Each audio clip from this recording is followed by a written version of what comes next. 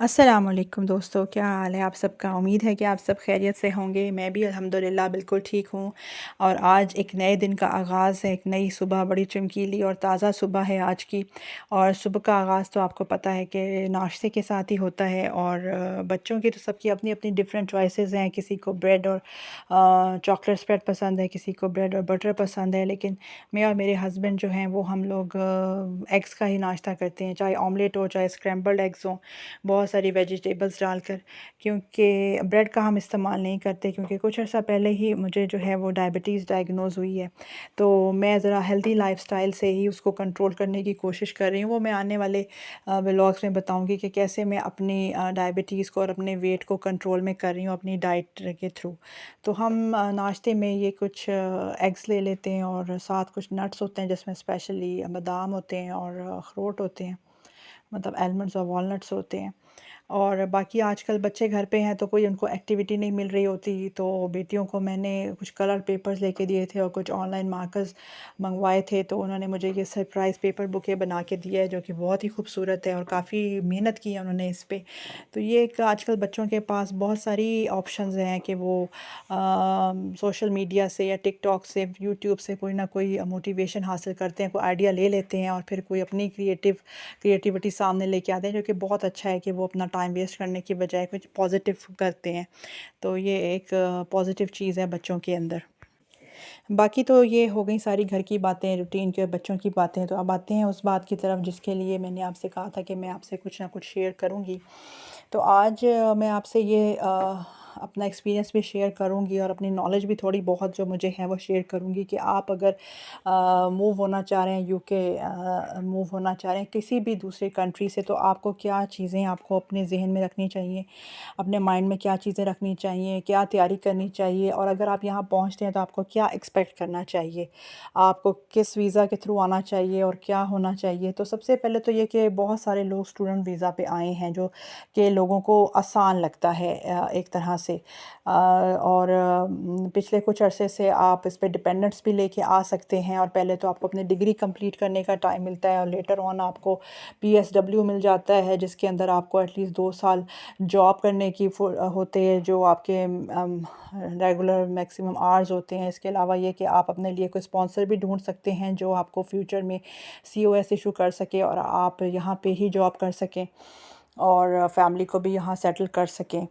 लेकिन अप्रैल 2024 में ये रूल्स चेंज हो गए हैं। अब स्टूडेंट्स जो हैं वो डिपेंडेंट साथ नहीं लेके आ सकते, जो कि बहुत धचका लगा है काफ़ी लोगों को। ज़ाहिर है कि वो एक रास्ता उनके लिए था कि वो यहाँ फैमिलीज़ को लेके आ सकते थे और फ्यूचर में यहाँ सेटल हो सकते थे, लेकिन अब ऐसा नहीं हो सकता। हाँ, अगर वो पीएसडब्ल्यू में यहाँ स्पॉन्सरशिप ढूंढ लेते हैं, अगर उन्हें यहाँ कोई जॉब मिल जाती है, तो फ्यूचर में फिर वो अपनी डिपेंडेंट्स को बुला सकते हैं।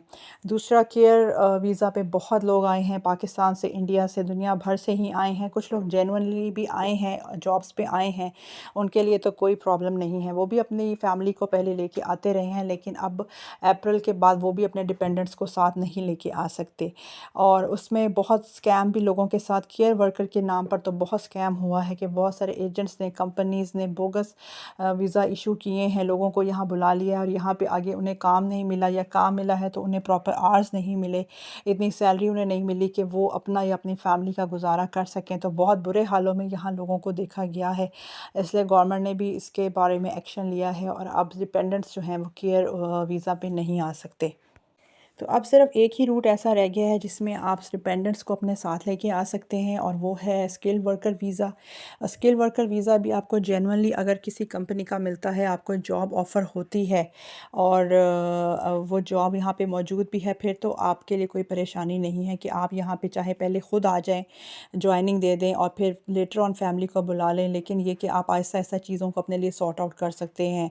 लेकिन अगर आपके साथ भी वो यहाँ वो सिचुएशन होती है कि आपने सीओएस ख़रीदा है और आपको ख़ुद नहीं पता कि क्या वहाँ पे ओरिजिनली जॉब है भी या नहीं, और जब आप यूके में लैंड होते हैं आपको पता चलता है कि वो कंपनी तो सिरे से मौजूद ही नहीं, या कंपनी है तो उसमें वो पोजीशन, वो जॉब नहीं, तो फिर आपके लिए सिचुएशन बहुत ज़्यादा भयानक भी हो सकती है, क्योंकि फिर इस सूरत हाल में आपको किसी भी और जगह एनआई पे जॉब नहीं मिल सकती।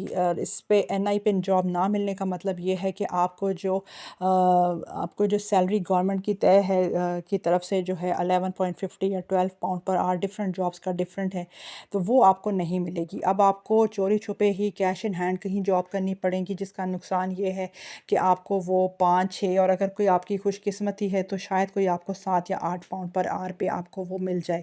تو اس صورتحال میں آپ کے لیے بہت مشکل ہو جاتی ہے کہ آپ کو جو بھی کام ہے چوری چھپے کرنا پڑے گا، آپ کے ایکسپینسز پورے نہیں ہوتے، کیونکہ یہاں رینٹ اور کاسٹ آف لیونگ جو ہے وہ آسمان سے باتیں کر رہی ہے۔ تو اس وجہ سے منیمم ویج پہ وہ بھی جو ہے اگر آپ ایسے کام کریں گے تو اس میں آپ کا سروائیول بہت مشکل ہو جائے گا۔ تو جب بھی آپ اب پلاننگ کریں پاکستان سے نکلنے کے لیے، اپنی پراپر ہوم ورک کریں، پراپر اپنی ریسرچ کریں کہ کیا جس جاب پہ آپ آ رہے ہیں وہ جینون ہے یا نہیں ہے، سوچ سمجھ کے اپنا ڈیسیجن کریں۔ بے شک اپنی لائف کا بہترین ڈیسیجن کرنا آپ کا حق ہے، لیکن اس کو وائزلی کریں۔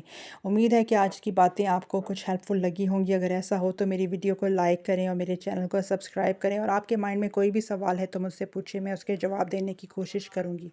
امید ہے کہ آپ کو میری آج کی ویڈیو اچھی لگی ہوگی۔ پھر ملاقات ہوگی، اپنا خیال رکھیے گا۔ اللہ